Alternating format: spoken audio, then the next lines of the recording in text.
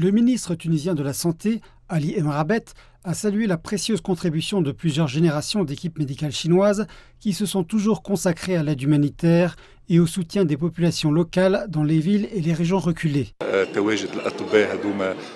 Des équipes médicales chinoises travaillent dans de nombreuses régions de la Tunisie.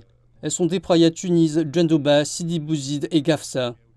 Au cours des 50 dernières années, 1153 médecins chinois issus de 27 délégations médicales chinoises ont travaillé main dans la main avec leurs collègues tunisiens dans de nombreuses spécialités comme la cardiologie, la gynécologie, la pédiatrie et l'ORL. Le vice-ministre de la Commission nationale de la santé de la République populaire de Chine a noté que les médecins chinois étaient des envoyés spéciaux dont la mission est de démontrer la quête continue de la Chine pour l'aide sanitaire et l'amitié. Les membres des équipes médicales chinoises ne sauvent pas seulement des vies. Ils construisent également une amitié importante, apportant une contribution positive à l'amitié entre la Chine et la Tunisie.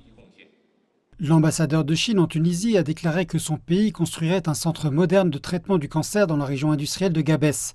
Cette ville a les taux de cancer les plus élevés de l'État d'Afrique du Nord.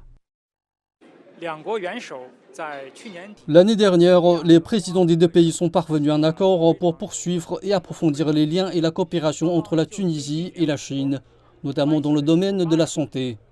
Dans 1 ou 2 semaines, l'homologue chinois enverra une équipe en Tunisie pour faire une étude de terrain pour la construction d'un centre de cancérologie à Gabès. En décembre 2020, le président tunisien Kais Saied a inauguré le nouvel hôpital financé par la Chine dans la province de Sfax. Il s'agit du plus grand projet d'aide chinoise en Tunisie. L'hôpital a servi de centre national de traitement pour les patients atteints de la Covid-19 avant d'être utilisé comme hôpital multidisciplinaire.